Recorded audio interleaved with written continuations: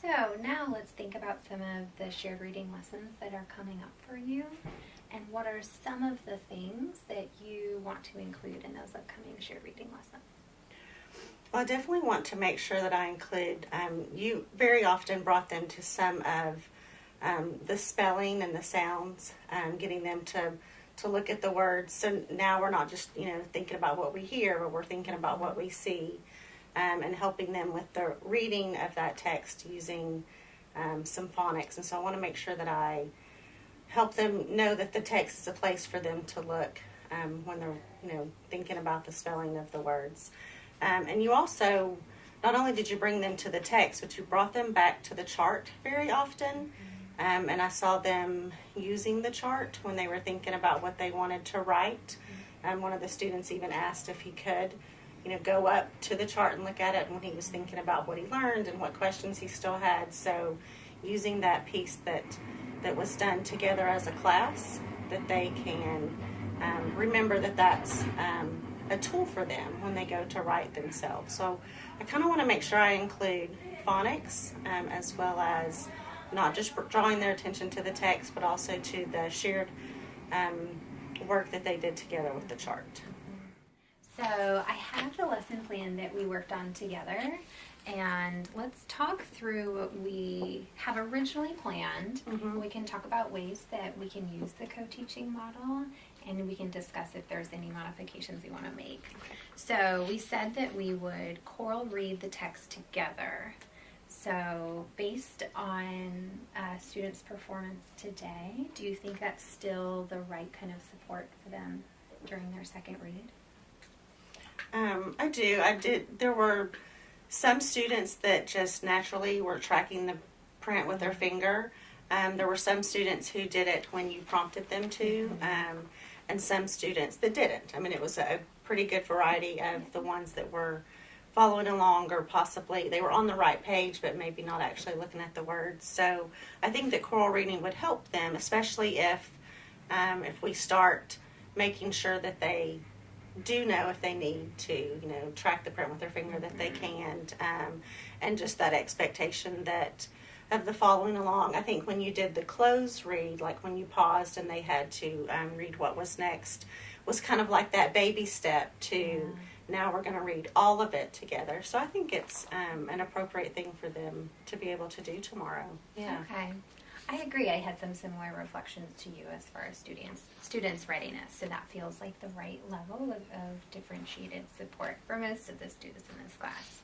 So we'll choral read the text together, and then we had talked about using another anchor chart that we originated together as a class in the read aloud, and through both the read aloud and shared reading, we'd identified this inquiry question based on our science standard about how do starfish's characteristics help it survive in the ocean. So on one side of the chart, we've got their characteristics, for example, that the starfish's mouth is on its underside. And then on the other column, how this characteristic helps the starfish to survive. For example, the starfish can crawl over their food to eat it. So we'll have that chart from the read aloud, and we were thinking about reusing it in the shared reading and stopping on, it looks like we picked pages 15, 24, and 31 to have students kind of collect their ideas and collaboratively add their updates together. Based on what you saw today, do you think that that's the kind of support that would work for them? I do, and I really want them to know and to use this anchor that they're making together, that there was a purpose in building this anchor chart together, and so I want them to, I feel like many of them know about going back to the text, looking at that, but how important the other resources in the room, such as the anchor chart that we built together. So I want to practice making sure that I help my students utilize those resources in the room. And helping them to collaborate together to fill out this chart, because I know it's going to be really important for them to have this chart when they go to do their informational writing piece that we've planned for them to do. Yeah. And I heard you say just a minute ago when we were talking about your reflections from the observation, how you saw the collaborative chart that we did today really being beneficial for students to identify their understanding along the way, but then after the lesson when they were doing their independent writing, be able to go back to it. So it sounds like this is an opportunity to, by including the chart, to both support students, but to also give you an opportunity to try an instructional strategy that you were interested in. Yeah. So I'm wondering if we did a co-teach, if I could lead the choral read with students, and then on these pages that we have said would be good stopping points, 15, 24, and 31, I could pass the baton to you, and you could lead students through that collaborative charting. Does that match expectations that you had about what a co-teaching could look like for us? How does that sound? Yeah, it does. And I feel like that's something that I need to work on, and so would like that opportunity with you in the room with me. And so if students are, however this goes, that way I've got some support. So I'm looking forward to doing that with your support. Great. So we just read the first part of this book, and we were thinking about the characteristics the starfish have. So now we're going to add to our chart. All right, boys and girls, what's something that the author just told us on these 2 pages that's a characteristic that the starfish have that might help them survive in the ocean? Think for just a minute. What did we just read? Tell me something. They hide in the mud. Do you think that helps them survive in the ocean? Yeah. That they can hide in the mud? Yeah, but Look at the picture. Do you see the starfish hiding in the mud? Yeah, but we see his feet. You can kind of see his feet, right? What do we call those feet? Do you remember? Rays. The rays. They look like arms, and they're his rays. So him hiding, how does that help him survive? How does hiding help him survive? Yes, sir. By being in the mud. He's in the mud, so he's hiding. What's that hiding protecting him from? Or protecting from happening to Shark. him? Other animals that eat starfish. Other animals that eat the starfish. I think we should put that on our chart. So they can hide. They hide in the mud. And where did they hide on this page? Where was the starfish On hiding? the rock. In the rocks. So they hide in Under rocks the rock. and in the Under- mud. Under the rock. Yeah.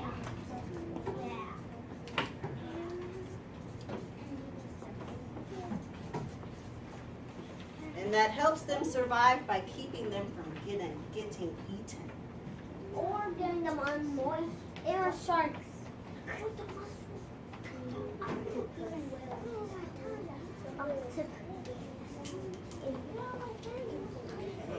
think that is a great thing. And you remember the basket starfish that yesterday you were so excited about reading? Yeah. Do you remember that? Is there anything special about the basket starfish that helps it survive? It has a camouflage. You think it has camouflage? Yeah, because mud is brown and it's brown. That starfish that's hiding in the mud is camouflage. You're right. Look back to the basket starfish. Do you remember how in the book that Miss Hollett read earlier, how it talked about the tube feet help the starfish to move and hold on to the rocks? Does the basket starfish have tube feet? No. How does it move around without those tube feet? Let's go back and look at this page one more time. Let's read this page together again. The basket star looks like a starfish, but it is a little different. It doesn't have 2 feet. It moves with its rays. It has rays that go up and rays that go down. So how does the basket starfish move? Going up and With down. its rays. Does that help the basket starfish survive in the ocean? Yeah. Do you think we should put that on our chart? So, basket starfish.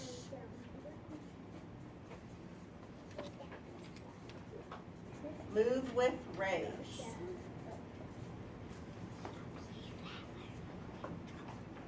And raise is an important word. I'm going to underline this word. We talked about this word yesterday.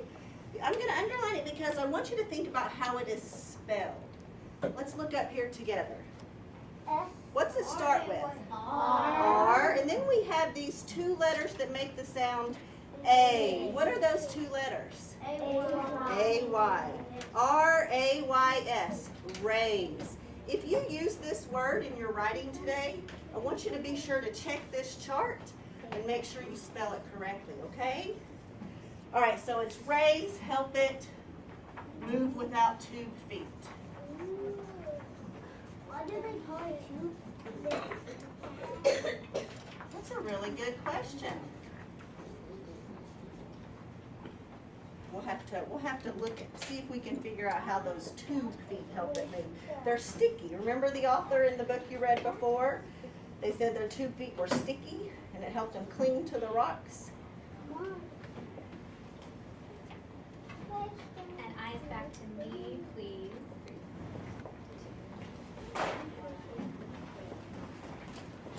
We're going to continue reading where we were. So please find this page. This page. Angel has it. Isaac has it.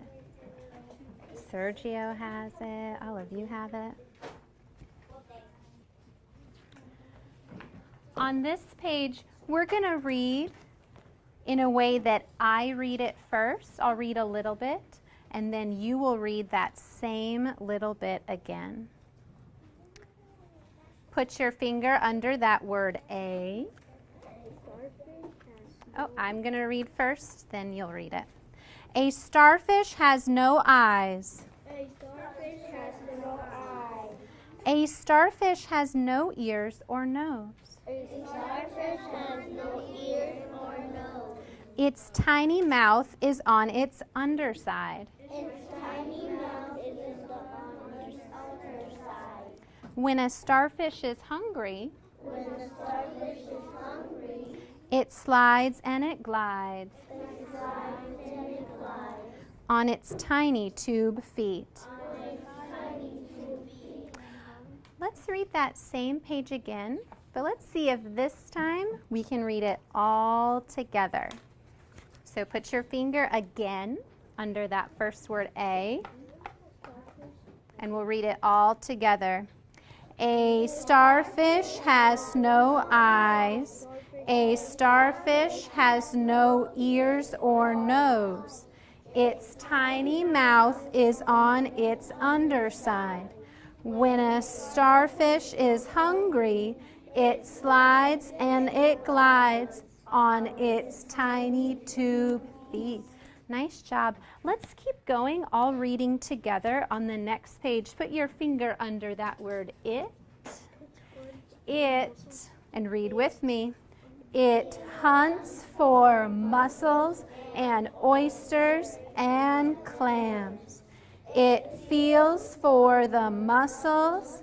It feels for the oysters. It feels for the clams. It feels for something to eat. Nice job. Turn the page. Oh, this is one of my favorite pages from yesterday. I thought this was so interesting. This we're going to continue reading all together. So put your finger under the word the and read with me. The starfish crawls over a clam. Its rays go over it. Its rays go under it. Its rays go all over the clam. The starfish pulls and pulls. It pulls the shells open. It eats the clam inside. Let's stop again and do some thinking.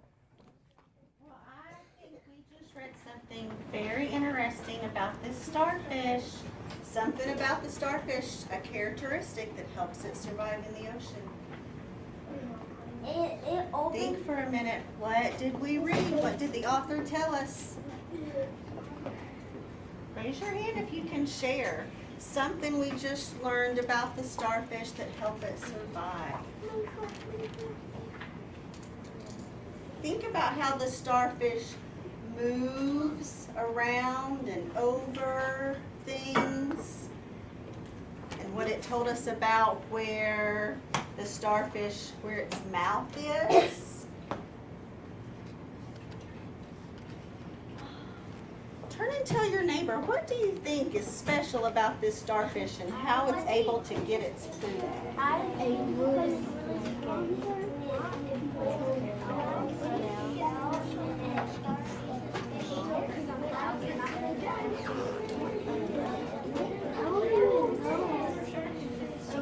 Okay, I'm ready.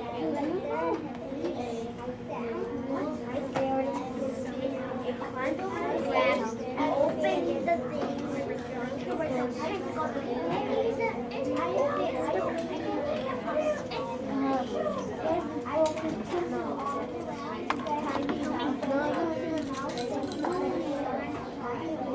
Okay, come back to me in 3, 2, 1. Let's share something that we learned about the starfish here. Yes, sir. It uses its strong rays to open the clam. Does that help it survive?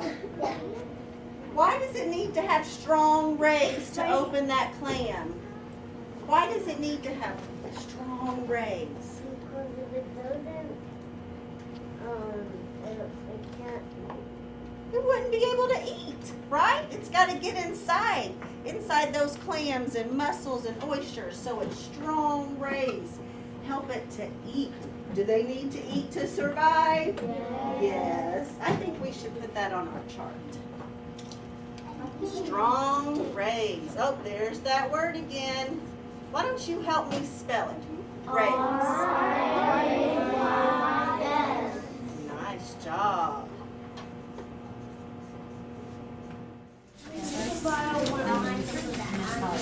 Y'all, what starfish have many characteristics that help it survive in the ocean. And that was how she started her eyes. It's a way that you could start your ideas about the starfish and how they survive in the ocean.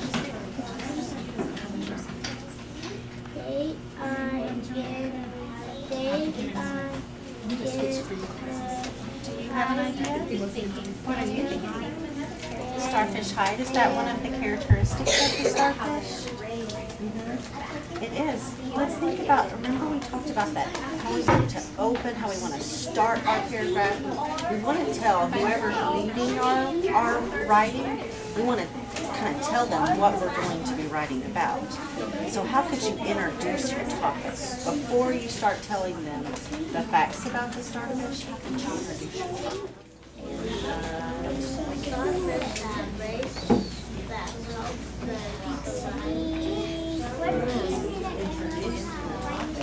Now, what are some of the things that you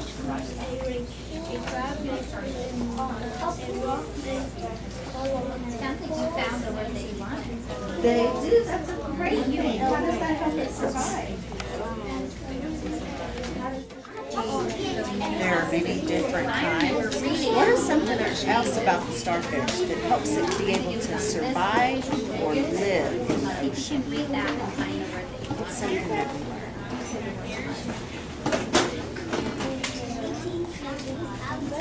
They are strong, so they can open muscles. That definitely helps them survive, right?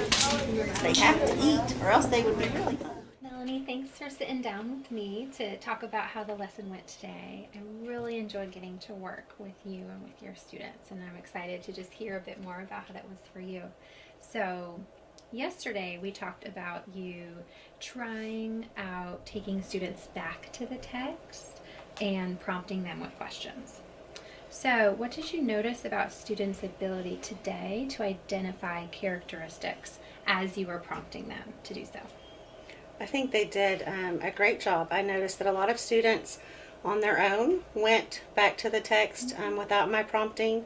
But when I asked them to, other than just listing facts about the starfish, if you really brought them back to what did the text say, the starfish to survive, it just took some prompting, and they were able to go back to the text and tell you how it helped them to survive. Sometimes, I had to read one part about the basket starfish twice, Yeah. but still they were able to do it. So you noticed that with prompting, and even sometimes without prompting, students were able to go back to the text to respond to the questions that you were asking them. So as you think about planning future lessons, what might you consider based on what we've learned and talked about these past 2 days? Well, definitely going to consider making sure that I provide opportunities for the students to have multiple exposures, multiple reads with the text. I really think that helped them with the information that they were able to pull out. And I'm also thinking just for the future, based on the lesson today and some of the things I noticed about their writing, they were able to write their ideas. Some students were, more listing facts more than the characteristics that help it survive.